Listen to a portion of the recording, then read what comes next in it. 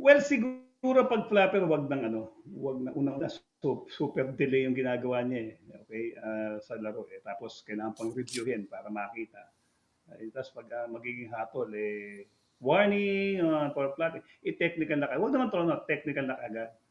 Eh, kasi nagiging ano, eh, nagiging habit ng mga players yan. Hindi ko alam kung bago hindi ko alam kung bago ba naging player ito, eh, nag-ano ba, umattend ba sa Star Magic Circle ng ano to, ng seminar ng pag acting seminar 'tong mga 'to.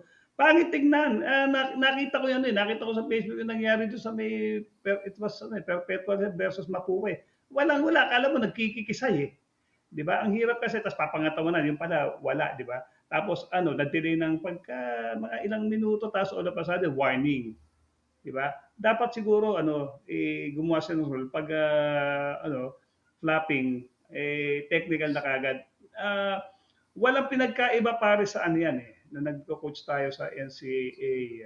Alam mo yung pag nakashoot ka ng basket, eh, bawal kunin yung bola sa net. Oo, oo. Nagiging delay yung tactics, di ba? Hanggang nagkaroon ng rule na whether ikaw nakashoot, Red, tumama sa akin, ay, pabagsak sa akin, na ganun ko na, technical yun. Tinetechnical na kagad yun, eh. Naging rule na yun. Kasi pag sinabi mo na, ano, na mag-rule number 1 ka, bumagsak lang siya, sinalo mo, rule number 2, sinadya mo, ang dami pang gagawin ano, eh, rules, eh, rule number 1, 2, 3. Eh dito, once na na-shoot mo, tapos na opensa mo, eh. All you have to do is to go back on defense, eh. Ano pa kailangan mong ginaganon yung bola? Eh, tapos na. You made the basket, okay, tapos na offense, you're going to play defense na, no need to touch the ball. Hindi pa yung bola, kasi delay, eh. Naalala ko, when I was coaching the NCAA, automatic na yun, technical. Technical. Okay, warning muna, then technical. Kaya dito siguro, ganunin na nila, ang daming flapping, eh. Sobrang flapping, eh. Nagiging habit na nila yung ano, eh, they're selling the foul, eh. Wala naman, eh. Tapos, kukunin sa ibibideo, yung i-review. Di ba? Pag-review, then malalaman na, warning na. Sa akin, i-technical na kagad yan. Kasi napaka ano, eh, sobra yung ano, eh, yung flapping nangyayari ngayon sa ano, sa collegiate basketball. Napapahirapan tuloy yung ano, eh, yung referee. Actually, kahit nung panahon natin sa PBA, eh. Okay? Marami na rin flapping, eh. Akala mo sakit na sakit sila, eh. Okay? Ang suki ko nga dyan, lagi ako ating kaibigan, si Olsen. Naku po, ang galing ni paring Olsen na sa flap. Nagdi-dribble lang, ano, alam mo, bumabaliktad, eh. Hindi mo, wala ka namang ginagawa, eh, di ba? So, didikit. Didikit. Alam mo naman sa basketball, baka kuha ka lang isa, dalawa, ang laki advantage sa iyo, di nakakuha ka ng isa, dalawang foul, di ba? Eh, kaya lang, siyempre, nagiging habit, eh, ng mga players, eh. So, ako siguro, wag na may thrown out.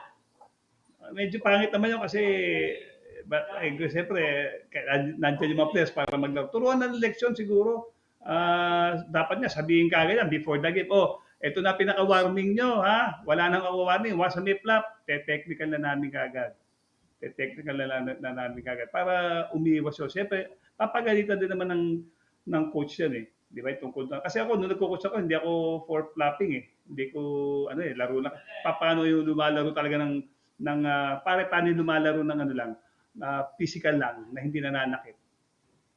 Parang gusto mo lang maglaro ng physical, di ba? Parang kumbaga parang pag tayo mga coach, di ba? Let's take the game to din, di ba? Parang pakita natin, pakilala tayo, pero hindi naman tayo mananakit.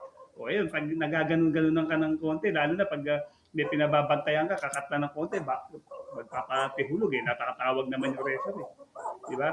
So, sa akin, maging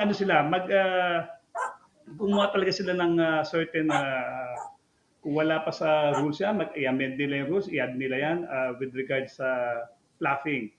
Kailangan nakalagay talaga yan na pag nag-flap siguro, merong sanction kagad na i-technical na kagad. Yung thrown out, medyo wag naman masyado yung thrown out. Masyadong harsh naman masyado yung thrown out. Pero